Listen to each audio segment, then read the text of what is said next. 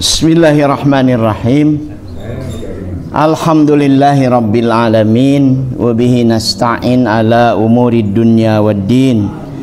Asyhadu an la ilaha illallah wahdahu la syarikalah wa asyhadu anna Muhammadan abduhu wa rasuluhu alladzi la nabiyya ba'dah.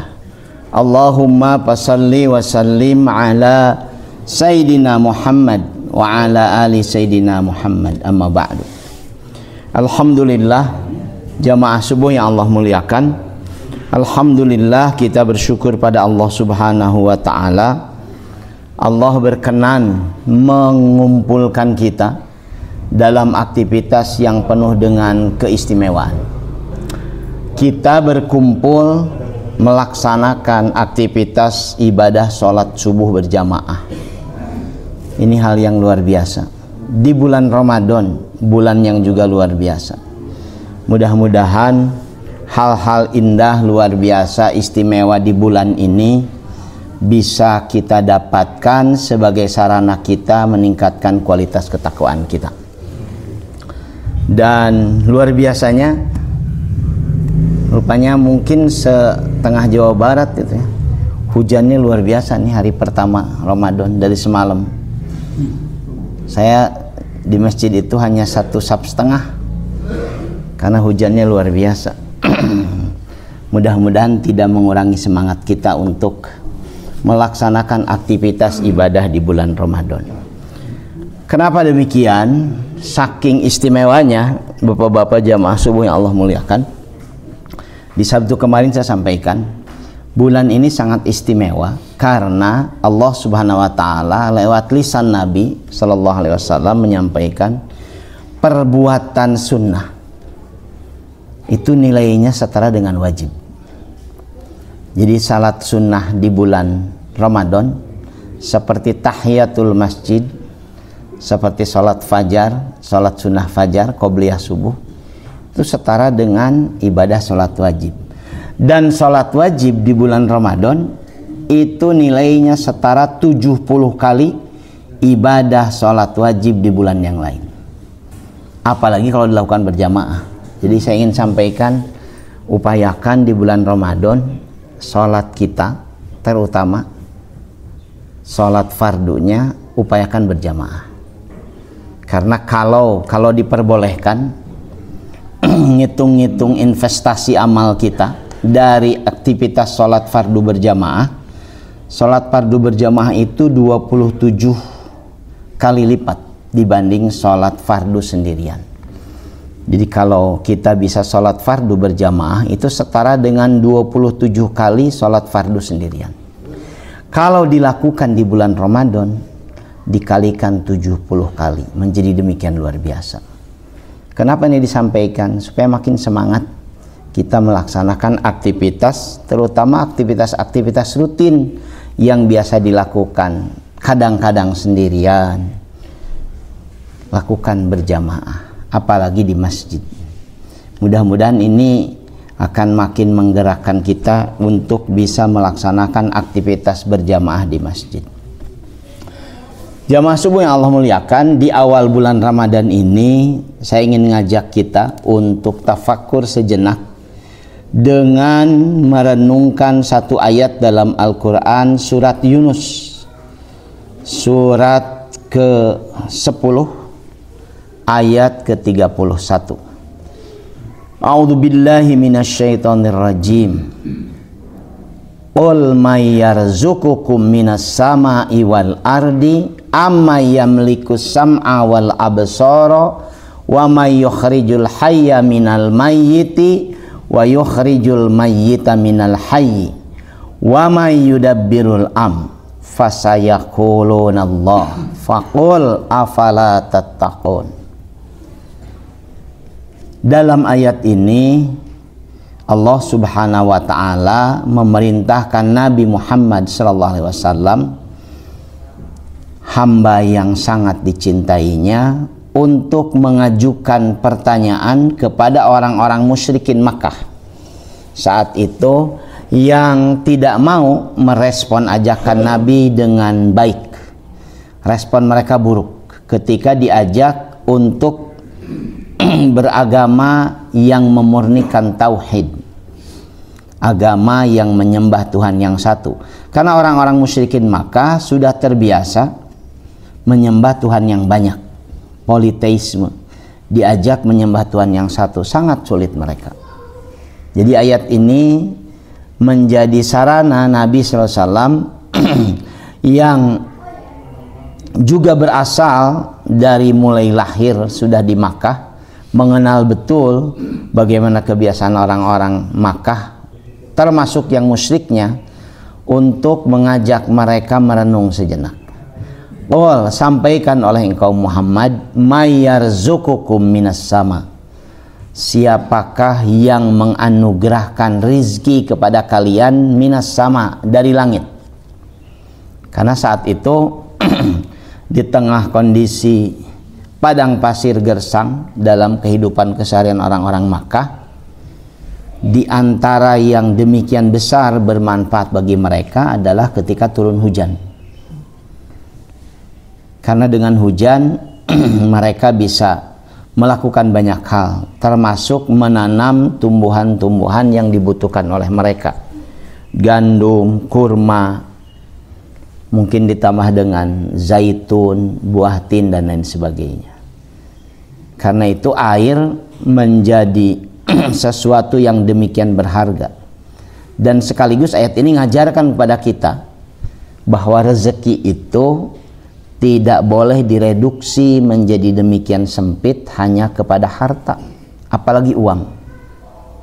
Alhamdulillah ini sudah tidak ada lagi yang ngobrol seperti sebelum-sebelumnya. Saya sering nanya sama beberapa orang, terutama mohon maaf ini ke ibu-ibu. Ibu-ibu sehat? Alhamdulillah Pak Ustadz, tapi tegadu artos. Sehat itu sudah jauh lebih bermakna ketimbang uang dan sebagainya. Nah, ayat ini sekaligus mengajarkan pada kita, tanyakan oleh engkau Muhammad, siapa yang memberikan rizki kepada mereka minas sama, dari langit. Artinya kita diajarkan untuk memahami hujan yang turun dan bermanfaat bagi kehidupan kita itu rezeki. Ada banyak wilayah di dunia ini yang curah hujannya sangat-sangat rendah, sehingga demikian kesulitan dalam hidupnya. Wal ardi, yang juga memberikan rizki dari bumi, tumbuhnya tanaman yang kita tanam dan kemudian bisa kita panen, dimanfaatkan hasilnya. Siapa yang menumbuhkan itu? Saking mudahnya di kita Bapak-bapak ya, jarang, mungkin ya sangat jarang orang yang mau tafakur dengan tanaman-tanaman yang demikian mudah tumbuh di negeri tercinta ini. Apapun ditanam jadi. Sehingga kata grup Kus Plus itu, tongkat kayu dan batu jadi tanaman. Tancapkan tongkat, tumbuh, dan sebagainya. Bahkan di banyak pemakaman tumbuh dengan subur juga tanaman. Jadi jenazah manusia menjadi pupuk dari banyak lahan pemakaman di tempat kita. Kalau membandingkannya dengan ayat ini turun di Timur Tengah, sampai hari ini Pak, kering kerontang pemakaman itu. Kering kerontang. Karena wilayahnya juga gersang. Kemudian Allah nanyakan juga lewat lisan Nabi, amma yamliku sam'a wal absar, siapakah yang berkuasa, yamliku, menciptakan pendengaran dan penglihatan. Amma yamliku sam'a wal absar wa may yukhrijul hayya minal mayyit, siapa juga yang berkuasa mengeluarkan yang hidup dari yang mati. Yang hidup dari yang mati. Terkadang kematian itu kan dipahami oleh pengetahuan kita yang terbatas sebagai sebuah hal yang demikian menyakitkan, menyedihkan, bisa demikian terguncang. Padahal kematian juga dalam syariat Islam adalah sarana menghadirkan kehidupan. Saya ajak bapak-bapak untuk merenung sejenak. Bayangkan kalau semua orang yang kita cintai masih hidup. Ayah, bunda, kakek, nenek kita, terus sampai ke atas masih hidup. maka dunia tidak akan pernah menjadi tempat yang menyenangkan bagi manusia.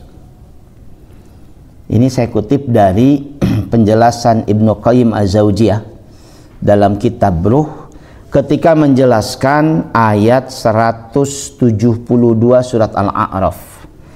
Ketika dari tulang sulbi Adam, kata Allah Subhanahu wa taala, dikeluarkan semua calon manusia yang akan menghuni bumi. Apakah dia mati dalam kandungan, lahir, kemudian tumbuh sampai dewasa, tua dan kemudian mati, atau yang lahir kemudian meninggal dunia. Semua calon manusia dikeluarkan oleh Allah Subhanahu wa taala dari tulang sulbi Adam dan kemudian diminta komitmennya. Alastu birabbikum, apakah aku ini Tuhan kalian semua? Qalu bala syahidna. Semua calon manusia termasuk kita dan siapapun yang pernah hidup di dunia menjawab dengan kompak, bala, tentu saja engkau Tuhan kami semua, syahidna, kami bersaksi. Nah, ketika menjelaskan itu, Ibnu Qayyim Al-Jauziyah mengutip beberapa hadis. Di antaranya hadis yang diriwayatkan dari beberapa sahabat, misalkan dari Abu Hurairah, juga dari Anas bin Malik. Jadi katanya ketika semua calon manusia dikeluarkan dari tulang sulbi Adam, malaikat itu takjub.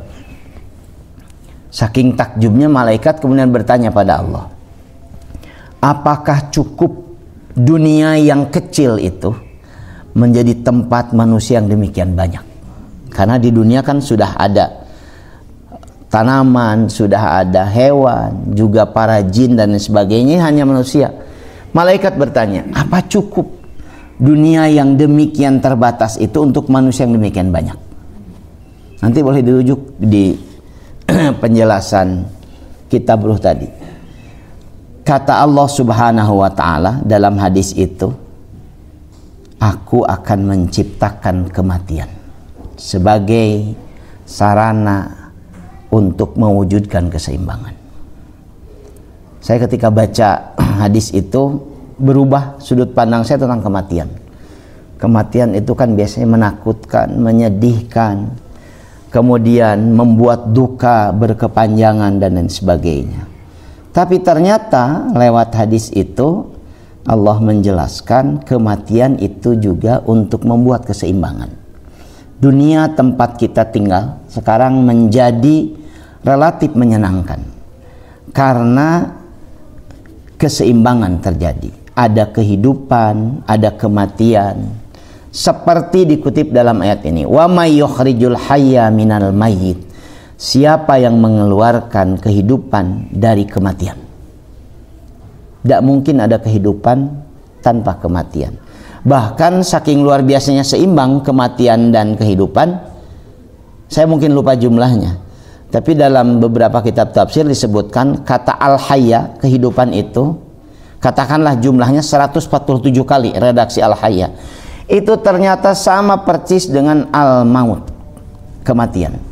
Jadi Allah memberikan dalam ayat Quran betapa seimbangnya antara kematian dan kehidupan yang justru seringkali oleh kita dilalaikan. Kita kan lebih banyak orientasi pada kehidupan, pokok lupa, sengaja dilupakan tentang kematian, sehingga kematian menjadi demikian menakutkan bagi banyak orang karena tidak pernah dipahami dengan baik. Kematian juga adalah sarana kita bersyukur pada Allah Subhanahu wa taala. Wa yukhrijul mayyita minal hayy, yang mengeluarkan kematian dari kehidupan. Dari kehidupan juga keluar kematian. Wa may yudabbirul dan siapa yang mengatur segala urusan, yang membuat langit dan bumi bisa berjalan seperti sekarang. Planet-planet tidak bertubrukan, berputar pada porosnya. Demikian juga mentari tidak pernah bertabrakan dengan bulan ketika menyapa kita dalam kehidupan. Wa may yudabbirul siapa yang mengatur semua urusan. Fasayaqulunallah, Kalau engkau tanyakan itu pada mereka, orang-orang musyrikin Makkah, konteks ayat ini, sayaquluna Allah, maka mereka akan menjawab Allah. Faqul, tanyakan pada mereka, afala tattaqun, kalau tahu bahwa semua itu Allah Subhanahu wa taala yang menjadikan itu berjalan, afala tattaqun, kenapa kalian tidak mau bertakwa? Jemaah subuh yang Allah muliakan, tauhid dalam syariat Islam paling tidak memiliki 3 aspek. Bukan terpisah-pisah jadi 3 aspek, karena tidak mungkin terpisah-pisah, tapi memiliki 3 aspek. Ada yang disebut dengan uluhiyah, tauhid ketuhanan. Apa uluhiyah itu? Jadi keyakinan bahwa hanya Allah satu-satunya yang menjadikan kita beribadah, kita menyembah kepadanya, kita memohon kepadanya, kita hanya takut kepadanya, kita juga hanya akan patuh kepadanya. Itu tauhid uluhiyah. Dan inilah tauhid yang ditolak oleh orang-orang musyrikin Makkah dengan konteks ayat ini. Mereka menolak tauhid uluhiyah karena mereka sudah menyembah Tuhan yang demikian banyak.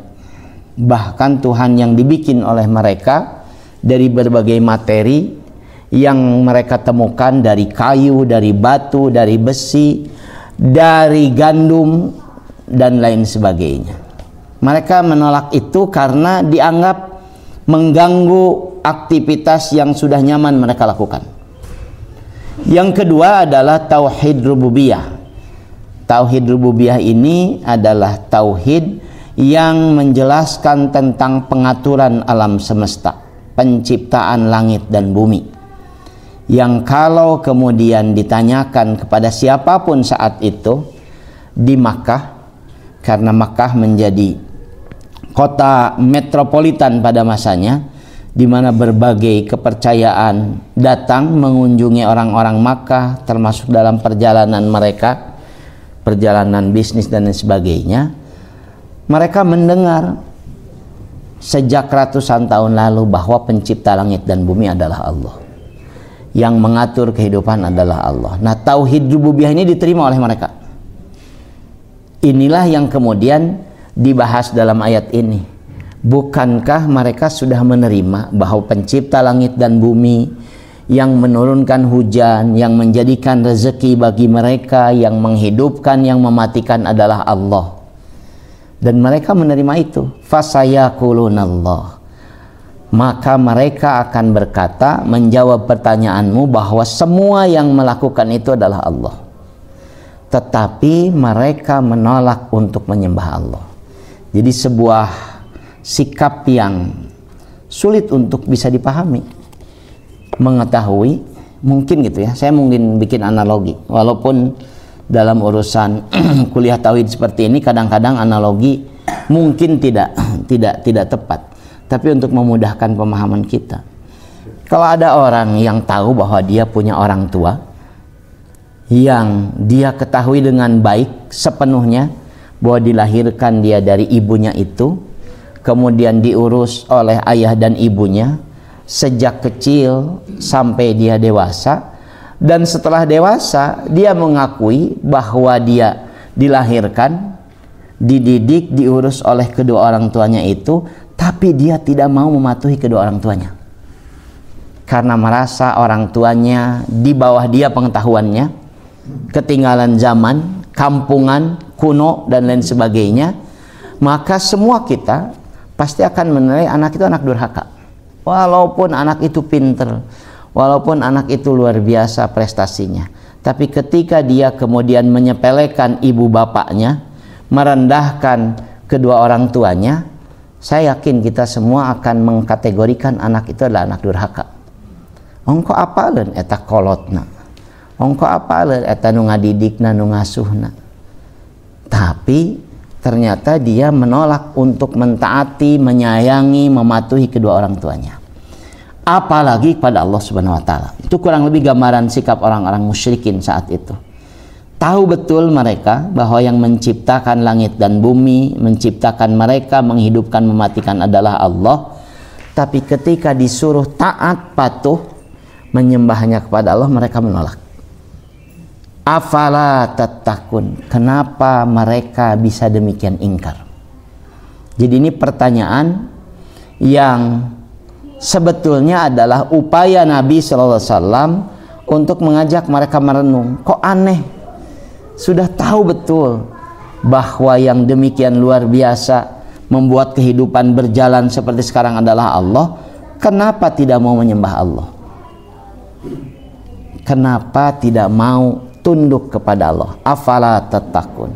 Karena itulah jamaah subuh yang Allah muliakan, di antara tujuan utama puasa kita di bulan Ramadan dalam Al-Quran disebutkan la'allakum tattaqun, supaya menjadi orang-orang yang bertakwa.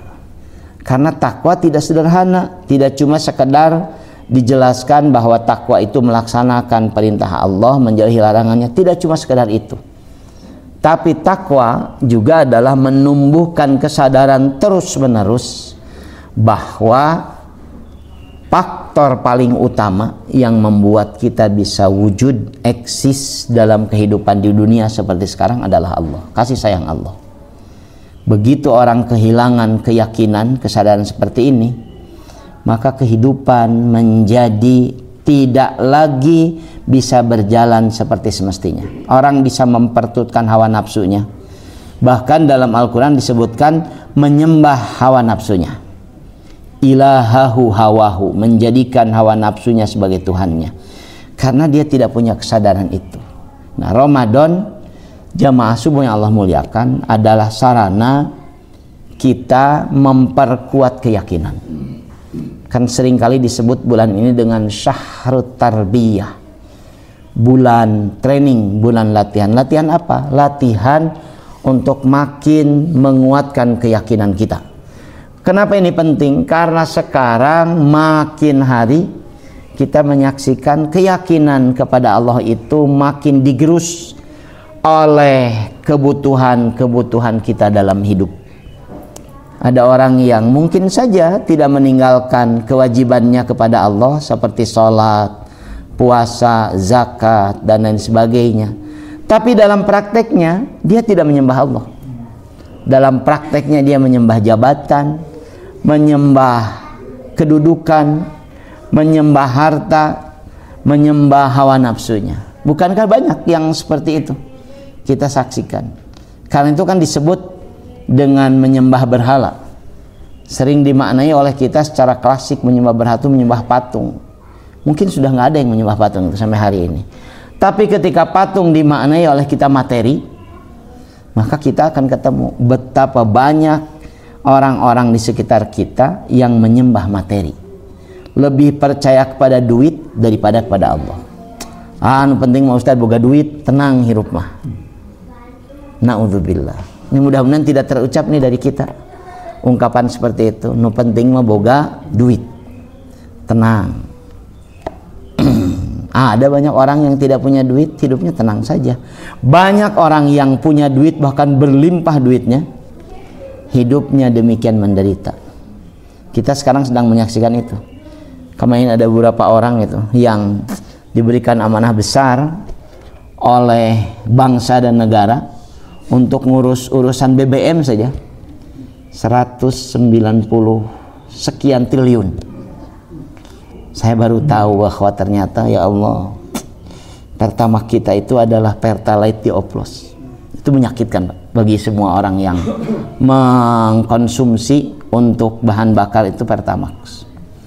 Kepatuhan kita, ketaatan kita ternyata dijadikan sarana untuk memperkaya diri oleh orang-orang yang tadi menyembah berhala, siapapun mereka. Kan itu lewat Ramadan ini perbaiki sekali lagi keyakinan kita beragama, perkuat keyakinan kita pada Allah Subhanahu wa taala. Karena dalam rangkaian ayat puasa ada satu ayat yang saya ulang lagi, 186 kalau tidak salah, surat Al-Baqarah 186.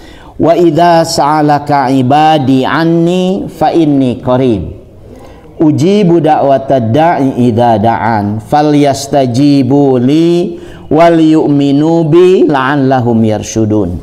Jika hambaku yang sedang berpuasa di bulan Ramadan bertanya kepada engkau Muhammad tentang aku, fa inni qarib, maka sampaikan pada mereka sesungguhnya aku dengan orang yang berpuasa di bulan Ramadan sangat dekat. Qarib, saking dekatnya, ujibu da'watad da'i idza da'an, aku mengijabah, menjawab permohonan, doa, harapan, keinginan orang yang berpuasa ketika dia berdoa. Idza da'an, syaratnya falyastajibu li, lakukan kewajiban mereka kepadaku, wal yu'minu bi, jaga keyakinan mereka akan kemahakuasaanku, la'allahum yarsyudun, mudah-mudahan mereka yang berpuasa melaksanakan kewajiban kepadaku dan memelihara keyakinan mereka kepada kekuasaanku, yarsyudun, mendapatkan hidayah. Tidak cukup Bapak Ibu yang Allah muliakan, jamaah subuh rahimakumullah, beragama itu hanya melaksanakan kewajiban saja, tidak cukup. Tapi juga harus memelihara keyakinan bahwa tidak ada yang bisa memberikan manfaat, tidak ada yang bisa memberikan madarat kecuali Allah Subhanahu wa taala. Inilah kesadaran yang terus-menerus harus dibangun oleh kita, terutama di bulan puasa. Jadi seluruh aktivitas di bulan puasa itu harus bertumpu pada dua hal ini, membuat kita semakin bertakwa, semakin takut, semakin dekat, semakin taat pada Allah Subhanahu wa taala. Dan kedua, membuat kita semakin yakin bahwa hanya Allah Subhanahu wa taala yang bisa memberi manfaat dan madarat. Tidak ada yang lain. Kalaupun ada yang pernah memiliki keyakinan itu, berbanyak bertobat, istighfar. Orang tua saja tadi, saya gunakan logika sederhana, mendidik, membesarkan anaknya, ketika anaknya durhaka itu bisa luar biasa sakit hati, menderita orang tua dengan sikap anak yang merendahkannya, melecehkannya, menghinanya. Apalagi Allah yang maha lembut. Allah tuh maha sensitif, latifun, lebih lembut dari perasaan manusia yang mudah tersinggung, mudah baper. Allah maha sensitif, Allah latifun. Karena itu perbaiki aktivitas kita di bulan Ramadan. Saya secara khusus ingin mengajak kita semua perbanyak melaksanakan aktivitas-aktivitas kebaikan di bulan Ramadan. Kalau mau melembutkan hati kita, perbanyak baca Quran, perbanyak sujud, perbanyak sedekah, perbanyak untuk munajat, berdoa, terutama di bulan Ramadan. Karena itu tadi, kepada beberapa kawan-kawan pemuda saya sampaikan, sok ngadoa, perbanyak sholat sunnah, perbaiki sholat wajib, kemudian mohon sama Allah mudah-mudahan sholat-sholat kita di bulan Ramadan diperkenankan jadi penambal dari bolong-bolong sholat yang pernah kita tinggalkan di masa lalu. Lakukan itu, karena pasti kita pernah melakukan hal-hal yang mungkin membuat kehidupan kita jadi penuh dengan dosa, maksiat dan sebagainya. Di bulan Ramadan ini juga syahrut taubat, bulan diterimanya taubat. Apalagi dijanjikan Allah tadi, Allah mengijabah bukan setelah berdoa, idza da'an, ketika orang yang berpuasa itu sedang memohon, idza da'an. Terserah Allah bagaimana mengabulkan doa-doa kita, tapi yang jelas Allah menjanjikan, Allah menjawab seluruh harapan, doa dan permohonan kita di bulan Ramadan ketika dilakukan oleh kita orang-orang yang berpuasa. Itu yang bisa saya sampaikan jamaah sekalian yang Allah muliakan. Mudah-mudahan saum kita di bulan Ramadan ini, salat kita dan seluruh aktivitas di bulan Ramadan jadi wasilah, jadi perantara Allah meningkatkan kualitas keimanan kita. Terakhir ingin saya sampaikan bahwa Yayasan Al-Kautsar dengan DKM Al-Kautsar sedang melakukan renovasi, perbaikan di beberapa fasilitas. Mungkin bisa disaksikan pagar kita jadi mengkilat, warnanya berganti. Kemudian dinding kita, catnya juga berganti dan lain sebagainya.